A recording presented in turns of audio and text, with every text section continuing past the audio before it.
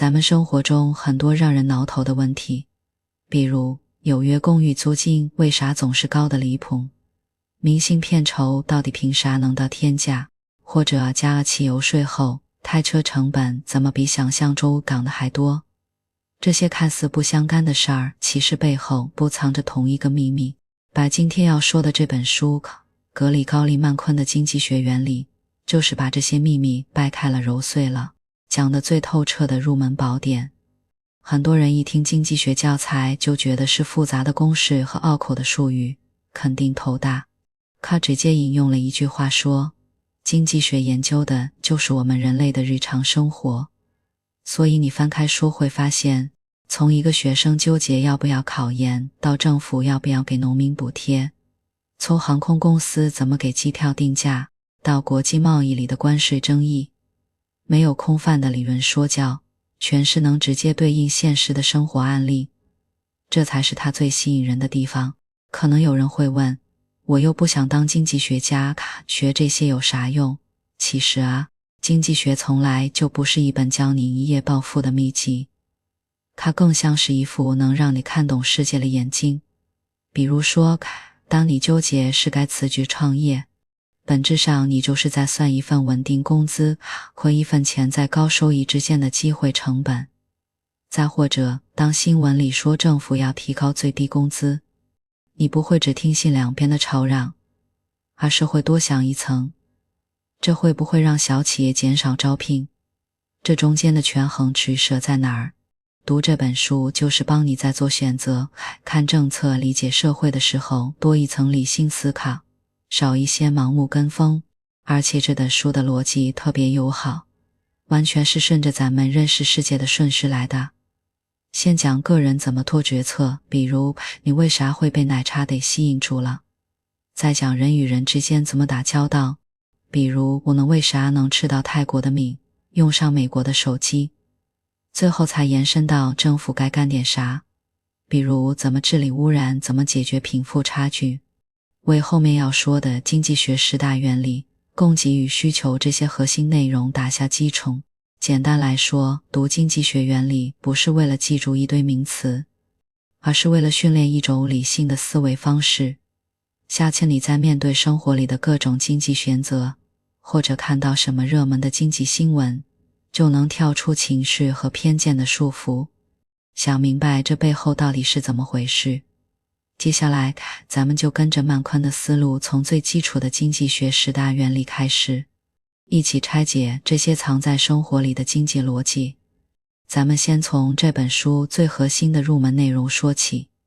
也就是曼昆在开篇就提到的，经济学的精髓就藏在10的核心原理里。这10个原理又可以分成3大类：人怎么做决策，人与人之间怎么打交道，以及整个经济怎么运行。因为它们是理解后面市场运行的基础，毕竟市场就是由无数人的决策和交易组成的吧。第一类，人到底怎么做决策？曼昆用4个原理直接戳破了我们很多想当然的认知。第一个道理叫做人们面临权衡取舍，这可不是一句空话，而是每天都在发生的现实。你毕业了，摆在你面前的是考研还是工作？选工作能立刻有收入，可能就错过了学历提升的机会；选考研能补上学历短板，却要放弃好几年的薪资和职场经验。这不就是取舍吗？放到社会层面，政府的预算分配更是典型的取舍。给教育多拨款了，基建的预算就少了；给民生补贴加码了，可能就要压缩科研投入。曼昆还特别提到了效率平等的权衡，效率就是把蛋糕做大，平等就是把蛋糕分匀。提过于追求平等，比如收很高的税，可能会打击那些努力工作的人的积极性；而过于追求效率，当你理解了权衡取舍，就不会再问政府为啥不把所有钱都用在民生上这种问题了。因为资源永远是有限的，做了选择就必然伴随着放弃。第二个道理叫做某种东西的成本是为了得到他所放弃的东西。很多人算成本，只算自己花出去的钱，可经济学里的成本藏得更深，成本不光是学费和生活费，还有你如果去打工能赚到的钱，这才是你的机会成本。这就是为啥有些成绩不错的学生看到同龄人出去大赚一笔，会犹豫要不要继续考研。再比如，他可能放弃了一部大制作电影的片酬，这就是他的机会成本。曼昆讲过一个很经典的例子，大学里的那些运动员如果退学打职业比赛，一年就能赚几百万美元，所以他们上大学的机会成本极高。这就解释了为啥很多体育明星会早早进入职业赛场，不是他们不爱学习，而是放弃的代价太大了。第三个道理叫做理性人考虑边际量，这个思维最反直觉，可也最有用吗？边际就是额外的那一个。理性人做决策的时候不会看总收益有多少，而是看额外多做一件事带来的收益和成本。比如奶茶店搞第二杯半价，而是多卖一杯的成本极低，额外一杯奶茶原料可能就1块钱，可多卖出去就能多赚好几块钱，划算啊。航空公司卖07机票，哪怕只卖300块钱也愿意，因为飞机有空位，多载一个人的成本几乎是0，总比空着亏钱强。生活中很多看似亏本的决策，健身房月卡不限次数，是因为多来一个人几乎不增加成本。企业给员工发加班补贴，是因为额外加班创造的收益比补贴要高。第四个道理叫做人们会对激励做出反应，就是驱动人行动的核心力量。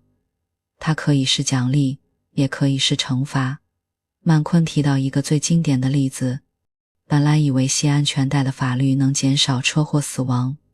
结果却发现行人死亡增加了。为啥？因为司机系了安全带，自身开车的激励反而降低了，开得更放肆了。再比如，疫情期间很多地方给小微企业发补贴，企业就更愿意坚持营业。超市搞满100减20，你就会多买几样凑单。理解了激励，你就会明白为啥公司用提成制比固定工资更能刺激销售，为啥政府加征香烟税后青少年吸烟率会下降。所有行为背后都有激励在悄悄起作用。咱们再看第二类，人与人之间怎么相互交易，这3个原理能帮你一眼看穿合作与竞争的本质。第5个道理叫做贸易可以使每个人的状况都变得更好。很多人觉得贸易是零和游戏，但曼昆用农民和牧牛人的寓言打破了这个误区。农民擅长种土豆，牧牛人擅长养牛。两人如果分工合作，然后交换各自的产品，比各自又种土豆又养牛。现实中也是这样，我们买云南的咖啡，泰国的大米，不是因为中国产不出，而是因为别人种植更划算。中国卖衣服到欧美，卖飞机到中国，这里要区分绝对优势和比较优势。泰格伍兹高尔夫打得好，捡草坪可能也比别人快，但他还是会雇人捡草坪，因为对他来说，打高尔夫赚的钱远比捡草坪多。这就是比较优势。贸易的核心就是做自己最划算的事，然后交换，最后大家都赚钱。第6个道理叫做市场通常是组织经济活动的一种好方法，也就是我们常说的看不见的手。在市场经济里，千百万的家庭和企业各自做决策，却能奇迹般地实现整体最优。比如超市里的可乐不会卖10块钱，不是因为老板善良，而是价格会自动平衡供求。如果卖太贵，卖太便宜，又会不够卖，最后价格会稳定在一个供求相等的水平。这只看不见的手其实就是价格信号，某种东西短缺了，也吸引更多商家生产；某种东西过剩了，价格下降会促使商家减手生产。不用政府指挥，资源就自动流向了最需要的地方。第7个道理叫做政府有时可以改善市场结果。当然，看不见的手也不是万能的，比如工厂排污污染了河流，市场不会自动惩罚它。路灯人人都能用，却没人愿意自己建，这叫公共物品。这些市场失灵的情况，就需要政府出手了。政府收污染税，就是让工厂承担污染的成本。当福建路灯，就是解决没人愿意买单的问题。但曼昆强调，政府不是要代替市场，而是帮市场补漏洞。如果政府强行规定商品价格，比如租金管制，反而会导致房源减少，住房质量下降，这就是好心办了坏事。最后，曼昆在这部分还教了我们经济学家怎么思考。他们既是科学家，用数据和模型告诉你是什么，这叫实政策顾问。比如最低工资上涨会导致失业，这是实证分析，而应该提高最低工资，这则是规范分析。为了简化问题，比如循环流量图、生产可能性边界这些工具看着简单，却是后面分析供给与需求的核心武器。讲到这里，你可能已经发现了，这些底层原理全是围绕着选择、交易、资源配置展开的。而接下来我们要讲的供给与需求，本质上就是这些原理在市场里的具体体现。比如需求曲线反映了人们对价格的边际反应，而市场均衡就是看不见的手在起作用。下一部分咱们就用今天的底层逻辑拆解市场的核心引擎。有了前面那些经济学底层逻辑的铺垫，咱们接下来就聚焦市场的核心供给与需求。搞懂了这俩怎么互动，你就能解锁绝大多数市场现象的密码，也为咱们后面分析市场福利和效率打下基础。先从最基础的供需双人舞说起，而价格就是这场舞蹈的指挥家。需求可不是单纯的我想要，而是我有能力买并且愿意买，这背后藏着理性人的权衡。为啥别的奶茶都涨到20块了，你却跑去买6块的蜜雪冰城？这就是替代效应。同样的钱，为啥月薪涨了，你就会愿意买更贵的进口水果？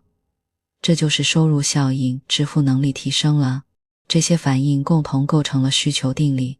其他条件不变时，价格越高，你买的就越少吧。这就是需求曲线为啥总是向下倾斜的本质，是人性里趋利避害的本能在消费选择中的体现。再看供给端，供给是商家愿意卖出，它的核心驱动力就是激励，也就是利润。为啥猪肉价格从15块涨到30块？因为涨价意味着每头猪的利润增加了，扩大生产的边际收益超过了边际成本。反过来，如果蔬菜因为暴雨减产，收购价却没涨，菜农可能就会减少种植面积，这就形成了供给定理。其他条件不变时，价格越高，商家愿意卖的就越多，供给曲线就向上倾斜，这正是商家逐利本能的直接反应。当需求曲线和供给曲线交汇的地方，就形成了均衡价格，这正是看不见的手发挥作用的时刻。菜市场的白菜不会天天被抢空，也不会天天烂掉，就是因为价格会自动调节。如果供过于求，直到想买的人刚好买完；如果供不应求，买家会加价抢购，直到商家愿意增加供给。曼昆举过佛罗里达寒流的例子，寒流冻死了橘子树，橘子汁供给量减少，供给曲线就往左边移动了。可需求没变，那均衡价格自然就上涨了。这不是商家黑心，是市场在平衡稀缺和需求，还要看它反应的快慢。这就是弹性的价值。弹性衡量的是需求量或供给量对价格、收入等因素的敏感程度。比如奶茶涨价 10%， 你可能就少买 20%， 那需求弹性就是2，属于富有弹性。但大米涨价 10%， 需求弹性可能只有 0.2， 属于缺乏弹性。这种差异能解释很多看似矛盾的现象，比如风调雨顺的时候粮食丰收，供给增加导致价格大跌，但粮食需求弹性小，降价的损失比增产的收益还大，农民反而赚得少呢。再比如禁毒的困境，严查让毒品供给减少，价格暴涨，可瘾君子对毒品的需求弹性极小，为了买毒品可能铤而走险，犯罪反而加剧了社会问题。供给弹性同样关键，比如口罩，疫情突然爆发时需求骤增，但供给一时跟不上，因为口罩生产需要厂房设备，短期内扩大生产的成本极高，供给弹性小，所以会出现一罩难求，厂商纷纷转产，供给弹性变大，价格又会回落。理解弹性，你就能预判价格变动的幅度和市场调整的速度。当政府介入市场，供需平衡就会被打破，这就涉及价格控制与税收归宿。比如租金管制，政府为了帮租客减负规定房租不能超过某个价格，可实际上会导致供给萎缩。房东觉得收益低，不愿意修房子，最后租客要么住破房，要么根本抢不到房。价格下限也一样，如果定得高于均衡工资，企业会减少招聘，反而让低技能劳动者失业，政府有时也会失灵。强行干预价格，反而会扭曲看不见的手发出的信号，它主要解释的是到底是谁在真正交税。很多人以为对商家征税就是商家买单，但实际上是弹性说了算。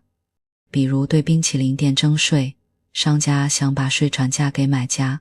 就会涨价，但冰淇淋需求弹性大，商家只能自己承担大部分税。但如果对香烟征税，香烟需求弹性小，买家不得不买，就会承担更多税。曼昆特别提到工薪税，看似老板和员工各交一半，其实因为劳动供给弹性比需求小，员工很难快速找到更好的工作，最后大部分税收其实都落在了员工身上。税收的负担与法律规定的纳税人无关，只与供需双方的弹性强弱有关。咱们已经把供需的核心逻辑拆解清楚了，供需决定价格，反过来调节供需，弹性决定了调节的力度，而政府干预则会改变这一平衡。但市场的意义不止于定价，更在于创造福利买家买到心仪的商品，这就是消费者剩余和生产者剩余。下一部分咱们就用今天讲的供需工具，深入分析市场的福利与效应，看看为啥均衡状态下的市场总福利最大，以及税收、贸易等因素会如何影响这份总福利。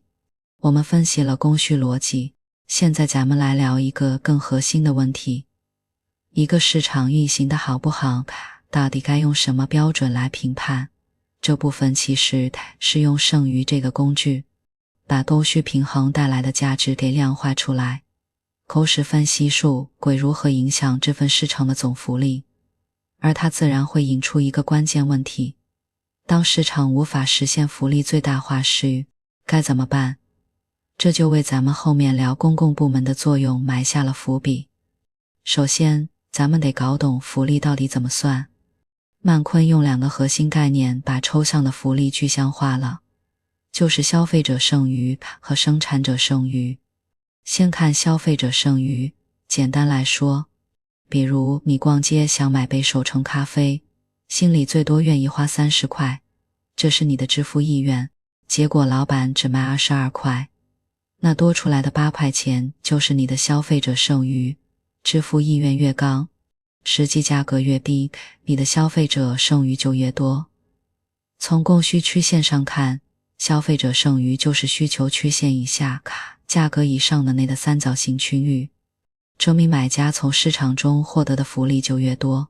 再看生产者剩余，就是卖家赚到的好处，它是这杯咖啡，老板的成本包括原料、人工、租金分摊，其实只有15块，他本来18块就愿意卖了，这是他的成本底线，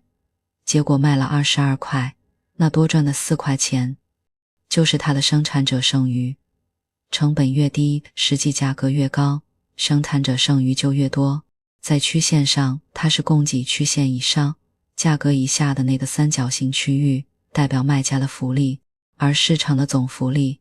就是消费者生产者剩余。难困最核心的结论来了，当市场处于供需均衡状态时，总福利达到最大值，因为这时候所有愿意买的人和愿意卖的人都刚好完成了交易，没有漏掉任何可以成交的机会。比如快12元的咖啡涨到28块，很多像你一样只愿出30块的人就会放弃购买，原本能成交的交易黄吗？买家损失了8块剩余，卖家也损失了4块剩余，总福利就变少了。如果价格低于均衡价，比如降到16块，老板可能只愿意卖少量咖啡，想买的人抢不到，同样有部分剩余没被创造出来，这就是看不见的手的终极价值。它不仅定出了合理价格，还自动实现了福利最大化。但现实中，市场很少能完全清净，政府征税就是最常见的干预。前面咱们讲了税收归宿要看弹性，这部分咱们要深入一层，税收不只是钱从谁口袋里掏出来，也就是那些本来可以创造却因为税收而白白损失掉的福利。举个例子，面包店老板做面包的成本是5块钱买，这笔交易能抗造5块钱的总剩余，可能是你赚5块，老板不赚钱，也可能是你赚3块，老板赚2块，加起来都是5块。但是如果政府对面包征3块钱的税，不管是向老板收还是向你收，最后都会导致实际成交价变高，老板实际收入变低。比如你花9块钱买，老板只拿到6块，其中还要加3块税，那么此时你会觉得只赚1块还不如做别的，于是这笔交易就黄了，原本能创造的5块钱总剩余就没有了，而且政府也没有收到任何税，这消失的5块钱就是无谓损失。曼昆特别强调，无谓损失的大小取决于供需双方的弹性。如果商品的供需弹性都很大，比如奢侈品，涨价也容易转行，那税收就会让大量交易消失，无谓损失就大。如果弹性都很小，比如大米，再贵你也要买，农民也难改种别的，那税收对交易的影响就小，无谓损失也小。这就是为啥政府更愿意对烟酒、化妆品这些弹性大的非必需品征税，既能筹钱，又不会让太多人没法过日子，无谓损失相对可控。除了税收，国际贸易也是影响市场福利的重要因素。前面咱们讲了，贸易是基于比较优势，这部分咱们可以用剩余算清贸易的赢家和输家。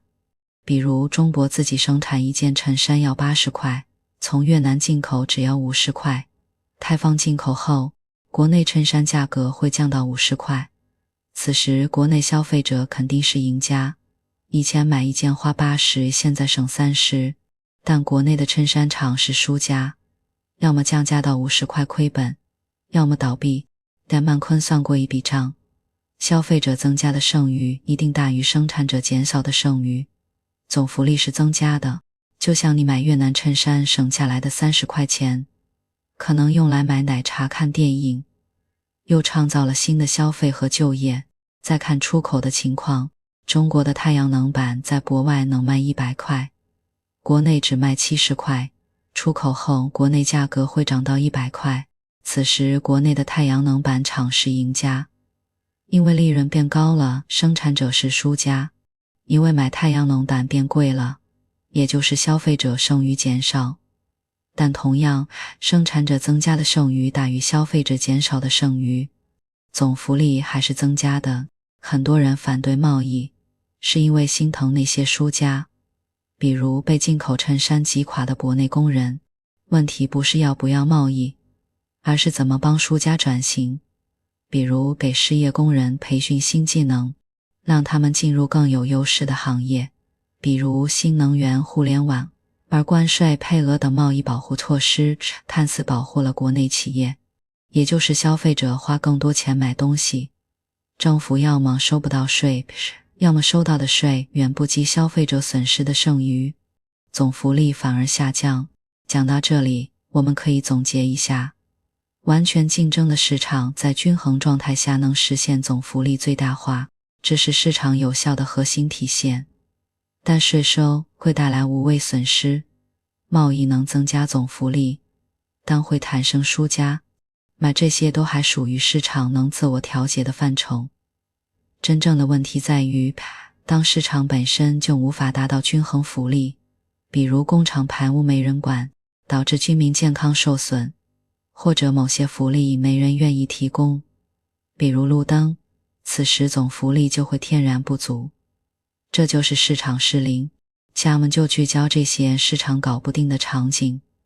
看他曼昆是如何解释政府该在什么时候出手，怎么出手才能补全市场的福利漏洞。前面咱们分析了市场福利与效率，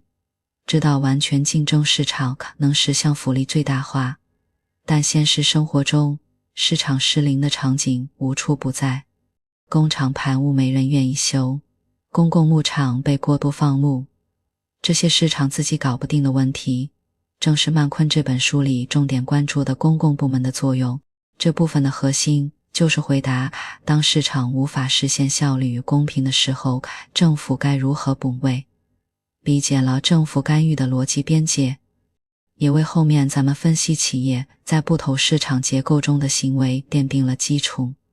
毕竟企业的经营环境总是离不开政府设定的规则，首先要明确政府介入市场的核心前提，而最常见的两种失灵场景就是外部性和公共物品与公共资源。咱们先看外部性，简单说就是一个人或者一个企业的行为对旁边的人产生了影响，可这种影响又没有得到补偿。曼昆把它分成负外部性和正外部性。负外部性最典型的例子就是工厂排污。工厂生产产品，却把污水排到河里，导致下游居民的饮水安全受威胁。可工厂的成本里并没有包含污染治理费，相当于把成本转嫁给了居民，这就造成了私人成本小于社会成本。此时市场自发的生产数量会远超社会最优数量，工厂赚了钱，却让整个社会承担了额外的成本，总福利就被侵蚀了。比如你在阳台种满了鲜花，路过的邻居都能欣赏到美景，私人收益小于社会收益，导致这种美化行为的数量远低于社会需要。如果能让更多人种花，总福利本可以更高。针对外部性，曼昆提出了3种解决思路，比如规定工厂的排污量上限，超过就重罚；经济激励，比如征收污染税，让工厂为污染付费；让私人成本更接近社会成本，或者进行排污许可证交易，把排污权变成一种商品。高效企业能卖出多余的漏洞，低效企业则要高价购买，倒逼大家减排。3. 私人解决，这就是著名的科斯定理。如果产权明确，而且交易成本极低，根本不用政府管，当事人自己就能协商解决。比如下游居民拥有清洁水人权，工厂要么花钱治污，要么给居民补偿，最后也会达成一个最优结果。生活中邻里间的噪音纠纷、宠物扰民等问题，用科斯定理的思路去协商，往往比直接找物业投诉更高效。再看公共物品与公共资源，这2类物品的特殊属性，当市场天生就不愿意提供，或者容易被过度消耗。曼昆用2个维度来给物品分类，就是能不能阻止别人使用，另一个是竞争性，就是一个人使用会不会影响他人。公共物品是非排他性且非竞争性的，比如路灯，你晚上走路受益了，不会影响别人也受益，也没法拦住没交钱的人用路灯。所以没人愿意自己花钱建路灯，原因很简单，他能不付费却受益，商家无利可图。国防基础科学研究，只能靠政府征税来提供，因为这些物品的社会收益远大于私人收益，是维持社会运转的刚需。公共资源则是非排他性但竞争性的，最经典的例子就是工地悲剧，一片公共牧场，因为多放一只赚的钱自己拿，牧场退货的成本大家担，最后草被吃光，所有人都没饭吃。曼昆指出，工地悲剧的根源是产权不明确。如果把牧场分给牧民，每个人都会精心维护自己的草地，避免过度放牧。生活中，共享单车被随意破坏，公共厕所脏乱差，本质都是整公共资源的产权模糊问题。而渔业资源枯竭，森林被乱砍滥伐，也是典型的工地悲剧。解决办法要么是明确产权，要么是政府管制，比如规定捕鱼配额，限制伐木量。除了弥补市场失灵，政府的另一核心作用是设计税制，在效率和公平之间找平衡。前面咱们讲过，税收会带来无谓损失，所以税制设计首先要追求效率。征税不能让人们不愿工作，企业不愿投资，比如定额税，这个最有效率，因为它不影响人们的决策，但显然很不公平。而累进税，收入越高，税率越高，这个更公平，却可能打击高收入者的工作积极性，效率就比较低。曼昆还戳破了一个常见的误区，对奢侈品征税是赚富人的钱，其实不然。奢侈品的需求弹性很大，涨价要么降价压缩利润，要么裁员转嫁成本给员工，最后税收负担可能落到普通劳动者身上。这和前面说的税收归宿盘弹性逻辑一致，谁的弹性小，谁就承担更多税。比如对房租征税，租客找房不易，他们的需求弹性小，房东反而能把税加到房租里，最后还是租客买单。政府干预不是万能药，也可能出现政府失灵。比如有些地方为了扶持本地企业，搞地方保护主义，禁止外地商品进入，看似保护了本地就业，实则让本地消费者花更多钱买劣质商品，还阻碍了市场竞争。再比如寻租行为，企业花钱游说政府搞垄断，反而破坏了市场效率。政府的作用是补位，而非替代。只有当市场确实无法解决问题，而且政府干预的收益大于成本时，出手才是明智的。讲到这里，咱们已经理清了市场与政府的边界。市场负责高效配置资源，创造福利，政府负责解决市场失灵，维护公平。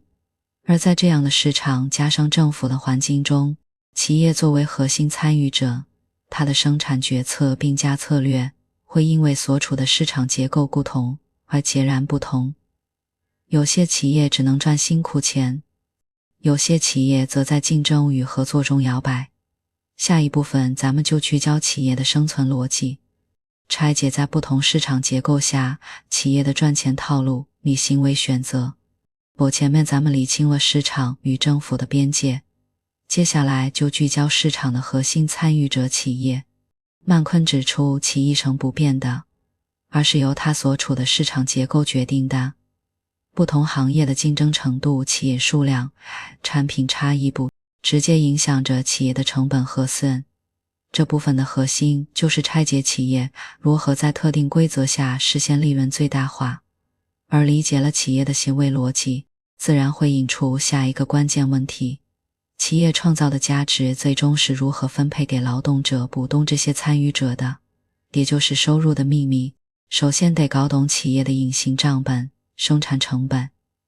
很多人以为成本就是原料钱、房租、工资这些看得见的支出，但曼昆强调，经济学里的成本比是算上机会成本。比如一位本来能在互联网公司拿50万年薪的程序员辞职开了一家咖啡店，咖啡店的成本不仅包括咖啡豆、租金这些会计成本，还包括他脏器的50万年薪。这叫引出了经济利润和会计利润的区别。如果咖啡店账面赚了30万，这是会计利润，但算上50万的机会成本，也就是说经济利润为负。从经济学角度看，这家店其实不应该开。企业的成本还藏着规模密码。曼昆用规模经济解释了为啥大工厂比小作坊更有优势。当企业产量扩大时，固定成本会分摊到更多的产品上，单位成本就随之下降了。比如一家面包店，每天烤100个面包和烤500个面包，设备成本基本一样，但500个面包的单位设备成本只有100个的1/5。但规模经济也不是无限的。当企业大到一定程度，管理成本上升，效率下降，这也是为啥很少有企业能垄断所有行业。原因就是规模扩张到临界点后，成本反而会失控。搞懂了成本，再看企业所处的4种市场画像，这是理解企业行为的核心框架。第一种是完全竞争市场，比如菜市场的蔬菜摊、粮食种植户，这里的企业多如牛毛，产品几乎没差异。你家的白菜和我家的没区别，只能被动地接受市场价格。在这种市场里，企业的利润空间被压到最低，长期来看只能赚正常利润。因为一旦有超额利润，就会有新的农户加入种植，供给增加，导致价格下降，直到利润归零。这就是为啥菜农们常说赚的是辛苦钱。因为完全竞争下没有躺赚的空间，比如当地的自来水公司、电网公司，这里只有独一家企业，产品没有替代品，企业拥有绝对的定价权。垄断企业会故意减少产量，抬高价格，比如把自来水价格定在均衡价格以上，但每单位利润更高，总利润反而更大。但这种行为会造成无谓损失，有些家庭想用水，却因为价格太高而不用，原本能创造的福利就消失了。曼昆指出，垄断的危害不仅是贵，更会降低社会效率。所以政府通常会对垄断企业进行价格管制，或者拆分垄断企业，比如以前的电信业拆分。第三种是垄断竞争市场，比如奶茶店、服装店，这里企业很多，这家的奶茶是乌龙底，那家是红茶底，企业能靠差异化获得一定的定价权。比如某奶茶店靠独特口味把价格定得比同行高2块，忠实顾客也愿意买单。这种市场也有弊端，企业会花大量钱在广告和装修上抖差异化。比如奶茶店频繁换包装，请大明星代言，这些成本最终会转嫁到消费者身上，而且未必能真正提升产品质量。垄断竞争下的内卷，本质是企业为了争夺局部垄断权的博弈。第四种是寡头市场，比如手机行业的苹果、华为，石油行业的欧佩克成员国，这里只有少数几家大企业，彼此之间相互依存，任何一家的决策都会影响其他家。寡头市场最有趣的现象是囚徒困境，比如2家手机厂商，如果都不打价格战，都能赚10个亿，但如果被降价，被能赚15亿，比只赚2亿。最后2家都会选择降价，反而不如一起维持高价。欧佩克有时能抬高油价，是因为成员国合谋限产，但有时油价会暴跌，是因为个别国家偷偷增产。很多时候寡头合谋容易，可守约很难，这就是为啥油价总是在波动。在这些市场结构中，还有一种特殊的企业行为，就是价格歧视，也就是商家看人下菜碟。曼昆强调，这可不是歧视，而是企业榨干剩余的策略。比如电影票分学生票和成人票，学生支付1元低，成人支付1元高，商家分别定价，既让学生买得起，又从成人身上多赚钱。价格歧视的前提是能区分不同买家，比如气踏的周末停留便宜。航空公司针对往返机票，通常会为那些在目的地停留并不过一个周六夜晚的乘客提供更优惠的票价，就是为了区分价格敏感的旅游客和价格不敏感的商务客，而且机票绑定身份证，没法倒卖。讲到这里，企业的所有行为，无论是压缩成本、打广告、定高价，还是搞价格歧视，本质都是在特定市场结构下追求利润最大化。完全竞争拼效率，垄断拼独占，垄断竞争拼差异，把企业创造的利润最终会分配给生产要素的提供者，劳动者拿工资，股东拿分红，土地所有者拿租金。那么问题来了，为啥有的劳动者工资高，为啥股东能拿分红，而普通员工只能拿固定工资？这背后就是生产要素市场的分配逻辑。下一部分咱们就聚焦收入的秘密，拆解劳动、资本等要素的价格是如何决定的，以及收入不平等的根源。前面咱们拆解了企业的生存逻辑，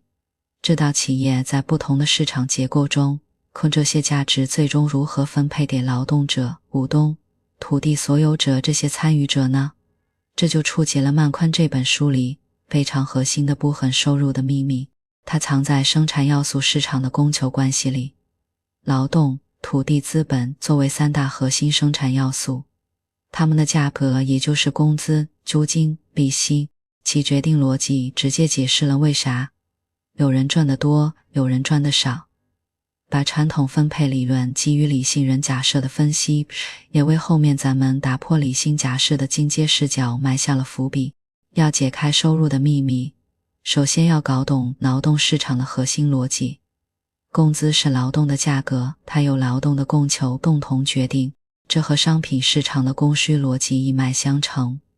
但劳动作为一种特殊的商品，它的供求背后有更复杂的驱动因素。从需求端看，企业对劳动的需求是派生需求，也就是说，企业雇人不是为了雇人而雇人，而是因为员工能为企业创造价值。曼昆用边际产量值这个关键概念，揭开了企业雇人决策的真相。企业愿意支付的工资上限等于员工不生产一单位产品带来的额外收益。比如面包店雇第一个工人，每天能多烤50个面包，每个面包赚2块，那这个工人的边际产量值就是100块，老板就愿意最多付100块工资。雇第二个工人，因为设备有限，每天只能多烤40个面包，边际产量值降到80块，老板最多只愿付80块。当工人多到多雇一个反而碍事，边际产量值为负，老板就不会再招人了。这就是边际产量递减规律在劳动需求中的体现。劳动需求曲线向下倾斜，本质上就是额外收益随着人数增加而减少。从供给是个人在工作和休息之间的权衡，核心是机会成本与激励的博弈。你每天选择工作8小时，是因为多工作4小时的工资收益比不上少休息4小时带来的快乐损失。当老板给你涨薪 50%， 因为替代效应，工作更划算了。但如果薪资本身已经很高，你反而可能申请少干活，钱够花了，更想要休息。这解释了为啥高收入群体往往工作时长更灵活，因为收入效应超过了替代效应，把劳动供给曲线向上倾斜的整体趋势说明。工资越高，愿意工作的人越多。比如偏远地区的高薪岗位总能吸引到外地劳动者，正是激励在起作用。当劳动需求与供给曲线交汇，就形成了均衡工资，这是市场默认的劳动价格。但现实中，工资差异无处不在。曼昆拆解了3个核心原因。一、补偿性差异，这是为不同工作的非货币特性买单。煤矿工人比办公室白领工资高，不是因为井下工作更危险，环境更恶劣，工资里包含了风险补偿。夜班护士比白班护士赚得多，是因为熬夜工作牺牲了休息。这类差异本质上是用工资来平衡工作吸引力的差异，和劳动者的技能无关。换句话说，就是投资自己的回报。大学生比高中生平均工资高，而是因为大学教育提升了人力资本，比如逻辑思维专业技能，让劳动者的边际产量值更高，就像程序员通过培训掌握 AI 技术后，薪资翻倍，本质是技能升级带来了边际产量值的提升。曼昆特别强调，教育不仅仅是信号，这解释了为啥越发达的社会对高学历人才的需求越旺盛，因为技术进步让高人力资本的价值被放大。3. 超级明星效应，能同时服务千万人的溢价。为啥演员球星的收入能远超普通劳动者？曼昆指出，超级明星市场能容纳千万人共享同一产品，比如一部电影能卖给上亿观众，而是顶尖才能与普通才能的差距极大，比如影帝的演技远胜普通演员。在这种市场里，企业会愿意花偏价签约超级明星，因为多赚的票房、收视率远超过薪资成本，而普通演员只能分到微薄的收入，形成赢家通吃的格局。歧视与不平等是收入分配中更复杂的话题。曼昆首先区分了真歧视和统计歧视。真歧视是基于偏见的区别对待，比如老板明确表示不招女性员工，纯粹因为性别偏见；而统计歧视是基于群体特征的理性判断，比如企业不愿招刚毕业的女生，不是歧视性别，而是统计发现年轻女性短期内离职生育的概率更高，企业为了降低用人成本做出的选择，实则是企业基于信息不对称的理性决策。当然，这种决策可能会误伤不打算生育的女性，但这是信息成本的必然结果。而收入不平等的根源远不止歧视。曼昆指出，除了技能差异，比如互联网行业比传统制造业工资高，是因为行业边际收益高，还有机遇、运气。比如早期加入互联网公司的员工套股票实现了财富自由，还有财产继承，比如富二代靠遗产获得了资本收益。这些因素叠加导致收入差距必然存在，但曼昆强调不平等本身不是问题，极端不平等才是。过多的贫富差距会削弱社会流动性，打击底层群体的奋斗动力。所以政府需要通过累进税高收入者税率更高和转移支付，比如低保、补贴等这些手段来调节，在效率与平等之间找平衡。我们会发现，无论是工资决定还是收入分配，曼昆的分析都建立在理性人假设之上。企业理性追求利润最大化，劳动者理性追求效用最大化，市场通过供需实现均衡。在现实中，人真的能永远保持理性吗？比如，有人明明知道深造能涨薪，却不愿学习；有人明明知道高风险股票可能亏损，却跟风购买，因为从众心理。这些非理性会打破传统分配逻辑，也会影响消费者的选择。下面就进入经济学的进阶视角，探探曼昆如何用消费者选择理论和行为经济学弥补理性人假设的不足，揭开那些看似不理性的经济行为背后的真相。前面咱们分析了收入分配，发现传统经济学的核心都建立在理性人假设之上，无论是企业雇人，都默认人会基于成本收益做出最优决策。可现实中呢，明明知道健身有益却懒得动，他明明知道股票有风险却跟风买，这些非理性行为无处不在。曼昆这本书里专门用消费者选择理论细化理性决策的细节，再用微观前沿理论弥补理性人假设的不足，让经济学更贴近真实人性。这部分的核心就是给传统经济模型装上了一层人肉滤镜，而理解这些前沿视角，也能让我们对经济学的认知从理论框架落地为生活工具，为最后总结经济学的终极思维做好铺垫。首先，咱们要讨论的是消费者选择理性人如何做取舍题。尽管仍基于理性假设，但消费者选择理论大卖什么？买多少的决策拆解得更细致，核心是2个维度：预算约束和偏好选择。所谓预算约束，大白话就是你钱袋子的边界。比如你每月赚8000块，决定在衣服和美食上各花多少钱，本质上你是在8000块能买到的所有组合里做选择。比如花2000块买衣服，就只收6000块买衣服，美食预算就只剩3000块。曼昆用预算约束线画下了这个边界，线内的组合买得起，线外的买不起。这和之前讲的生产可能性边界逻辑一致，本质都是稀缺资源下的权衡取舍。而偏好选择是内心的天平，同样花8000块，有人偏爱买衣服，有人偏爱吃美食，这就需要无差异曲线来体现。曲线上的任何组合，比如3件衣服加10顿大餐和5件衣服加5顿大餐，当预算约束线与无差异曲线相切时，就是最优选择，既没超支又实现了最大满足。这里的关键是收入效应与替代效应，这对价格变动如何影响选择的解释比供需曲线更深入。比如咖啡涨价了，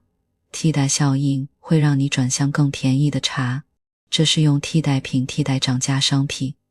收入效应会让你觉得钱包缩水了，连茶都可能少买，这是购买力下降，影响消费。2种效应共同决定了你的最终选择。对非必需品，比如奶茶涨价后，替代效应强，你会换喝可乐；对必需品，比如大米，涨价后收入效应弱，你还是会买，只是可能少买些零食。曼昆举过一个例子，工资涨了，有人会多加班多赚钱，这解释了为啥高薪未必能留住所有人。当收入达到一定水平，人们对闲暇的偏好会超过金钱，这正是理性源基于效用最大化的选择。只是效用不只包含金钱。接下来咱们就来打破理性人假设。如果说消费者选择理论是细化理性，那微观前沿就是接纳非理性。核心聚焦2个方向：信息不对称和行为经济学。指的是你知道但我不知道的那些事情，如何扭曲市场。之前讲的市场失灵多源于外部性公共物品，而信息不对称是信息它导致的失灵。交易双方掌握的信息不一样，弱势一方会吃亏，最后导致市场崩溃。最经典的是二手车市场的劣币驱逐良币现象，卖家知道自己的车是好车还是坏车，买家不知道的，买家只能按平均质量出价。比如愿意花8万买一辆可能好可能坏的车，此时好车卖家觉得我的车值10万，8万太亏，退出市场。这个时候就只剩下坏车的卖家愿意买，因为坏车只值5万，最后市场上全是坏车，买家也不愿买了，市场就没了。生活中这类例子比比皆是。保险公司卖健康险，投保人知道自己的健康状况，保险公司不知道。身体差的人更愿意买保险，身体好的人觉得不划算不买，最后保险公司理赔率飙升，形成越涨越只剩病人买的恶性循环。这叫逆向选择，它有道德风险。买了车险后，有人开车更不谨慎，因为出事也有保险公司赔。这就是信息不对称下的行为扭曲。解决信息不对称的关键是信号传递或信息甄别。求职者考证书是向老板传递我有能力的信号，保险公司让投保人做体检是主动甄别健康状况。这些都能缩小信息差，让市场重新运转。再看行为经济学，我们都知道人不是计算器，是有情绪的人。行为经济学是近几十年来的前沿，他承认人会非理性，但这种非理性有规律可循。曼昆重点讲了3个核心特征。第一，损失厌恶，人对损失的痛苦远大于获得的快乐。比如丢100块的难受，可能要赚200块才能弥补。这解释了为啥人舍不得扔过期食品，觉得扔了就是损失，哪怕吃了可能生病。为啥投资者套牢后不愿割肉，觉得不卖就不算真亏，哪怕越套越深。而从众心理，人会跟着别人做选择，哪怕自己的判断不一样。比如大家都买某只股票，你也跟着买；大家都去某家网红店，你也跟着排队。这不是理性分析，这也解释了为啥泡沫会越吹越大，越多人买，越有人跟着买，直到破灭。3. 锚定效应。人做判断时会被初始信息锚定，比如商家标原价200，现价80，你会觉得便宜，但其实原价可能根本不是200，200就是锚点，扭曲了你的判断。还有人买东西时会以第一次买的价格为标准，哪怕物价涨了也觉得贵了，这都是锚定效应在起作用。这些行为看似不理性，但行为经济学并没有否定传统经济学，而是修正它。比如设计激励机制时，不能只算钱，还要考虑损失厌恶，把迟到罚50块改成全勤奖50块，因为比起被罚钱，人更怕失去全勤奖。讲到这里，从人是理性计算器，到人是有偏好、有情绪、有信息局限的真实个体，经济学的视角越来越接地气。消费者选择理论让我们看懂理性选择的细节，信息不对称让我们看懂形势的力量。但这些前沿内容没有推翻之前的10大原理。权衡取舍、激励反应、比较优势，只是多了人性变量。比如损失厌恶，本质是激励的不对称性。从众心理影响的是市场的供需信号，信息不对称导致的是新的市场失灵。这些进阶视角让经济学从解释问题、企业用价格歧视和锚定效应设计定价策略，政府用行为经济学引导垃圾分类，比如不分类给奖励，个人用损失厌恶提醒自己别因为舍不得而犯错。咱们就跳出具体原理和视角，回到曼昆写书的初衷，总结经济学带给我们的终极思维方式。它不是一堆公式，而是一套理性看世界的工具，帮我们在复杂的生活中做出更清醒的选择。咱们把经济学的核心逻辑走了个遍，从个人决策的权衡取舍到市场运行的供需舞蹈，从政府补位的市场失灵到企业博弈的生存套路，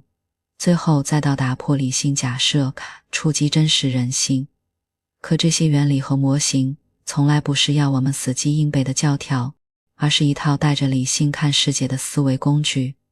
这才是经济学最宝贵的价值。首先要明确的是，经济学里没有绝对正确的智慧。咱们讲看不见的手高效，但从没想过要让市场完全取代政府。咱们说贸易能增加总福利，也没回避它会带来失业的阵痛。咱们分析垄断的弊端，也承认有些垄断，比如专利保护，能激励创新。曼昆在书里反复强调的，其实没有免费的午餐，任何选择都有成本，任何政策都有副作用，从来不是情绪站队，而是要算清楚收益是否真的能覆盖成本。就像有人纠结该不该涨最低工资，与其骂资本家黑心或员工贪婪，不如用弹性原理分析当地低技能劳动的供需弹性如何，涨薪会让多少企业裁员，又能帮多少人改善生活，这才是经济学的思考方式。其次，原理是工具，不是枷锁，要学会灵活套用，而非生搬硬套。咱们讲机会成本，不是让你每次选奶茶都算买这杯错过的其他饮料值多少钱，而是在人生关键节点，考研还是工作，创业还是打工，想清楚自己放弃的到底是什么。咱们讲工地悲剧，不只是为了分析牧场退化，更是为了看懂共享单车被破坏、公共资源被浪费的根源，从而明白明确产权合理管制的重要性。咱们讲损失厌恶，不是让你朝向舍不得扔过期食品的人，而是提醒自己别因为怕减失而硬扛错误的投资。经济学的魔力在于，它能把看似不相关的现象用同一套逻辑串起来。你看到的房租涨跌、物价波动、政策调整，背后可能都是供需弹性激励在起作用。最后想说，经济学从来不是赚钱的秘籍，而是轻型的武器。它不会教你怎么炒股暴富，却能让你识破高收益无风险的骗局。它不会帮你精准预测房价，却能让你明白人口流入、土地供给对房价的影响。它不会直接给你人生答案，却能让你在纷繁复杂的选择中不被谣言误导。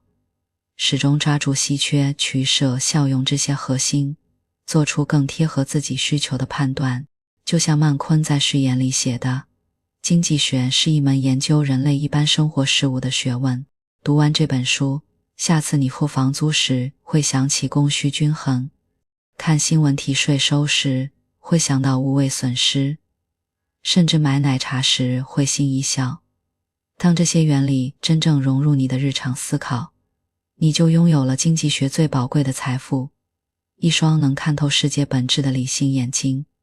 这就是读这本入门圣经最好的收获。